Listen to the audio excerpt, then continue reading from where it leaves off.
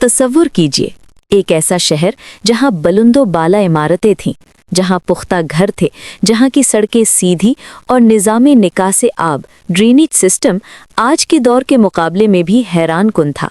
लेकिन फिर अचानक सब कुछ थम गया।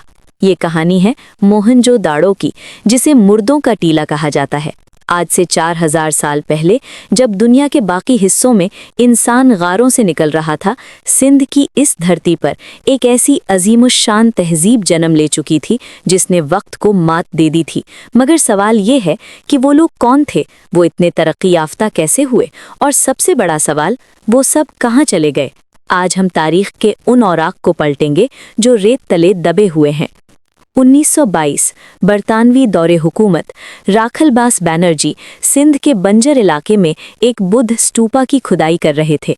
उन्हें अंदाज़ा भी नहीं था कि इस स्तूपा के नीचे क्या छुपा है। जैसे जैसे मिट्टी हटी, नीचे से ऐसी ईंटें निकलीं जो हज़ारों साल पुरानी थीं।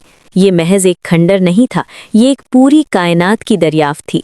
जब माहिरीन ने गहराई में तहकीक की तो पता चला कि ये वादिये सिंध की तहजीब का धड़कता हुआ दिल था, जो मिस्र और मेसोपोटामिया की तहजीबों के बराबर बल्कि बाज़ लिहाज से उनसे भी बेहतर था।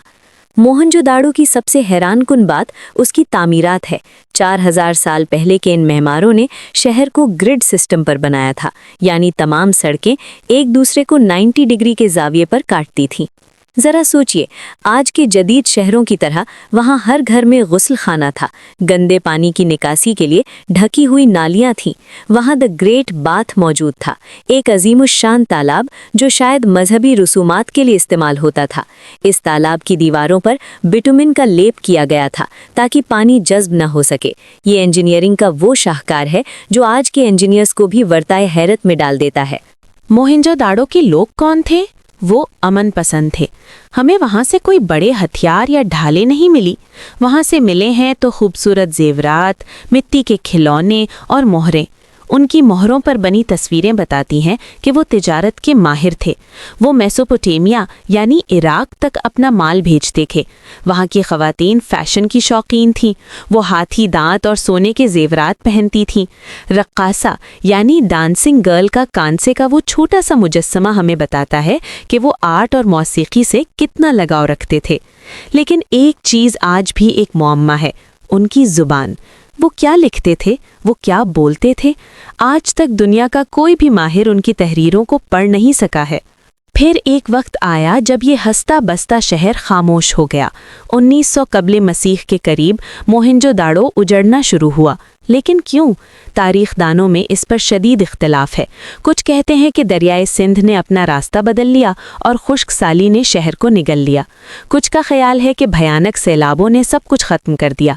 एक नज़रिया ये भी है कि शमाल से आने वाले आरियाई हमलावरों ने इस तहजीब का खात्मा किया।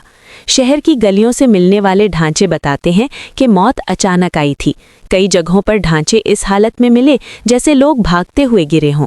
बाज़ लोग तो यहाँ तक कहते हैं कि वहाँ कोई बहुत बड़ा धमाका हुआ था, क्योंकि कुछ पत्थर पिघले हुए पाए गए।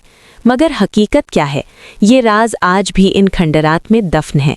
आज मोहनजोदाड़ो यूनेस्को के आलमी विरसे में शामिल है, लेकिन नमकियात और सेमो थोर इस अजीम शहर को आहिस्ता आहिस्ता मिटा रही हैं।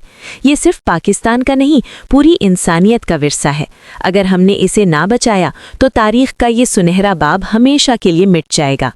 जब आप इन गलियों में चलते हैं तो आपको महसूस होता है जैसे दीवारें आपसे बातें कर रही हों, जैसे वो पूछ रही हों कि हम तो इतने तरक्की याफ्ता होकर मिट गए, तुम अपनी दुनिया का कितना ख्याल रख रहे हो।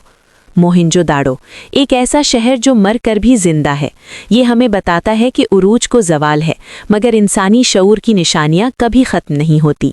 ये मुर्दों का टीला आज भी जिंदों को बहुत कुछ सिखाने की ताकत रखता है। अगली बार जब आप सिंध की इस मिट्टी को देखें तो याद रखिएगा कि आप दुनिया की अजीम तरीन तहजीब की राख पर खड़े हैं। वीडियो देखने का शुक्रिया।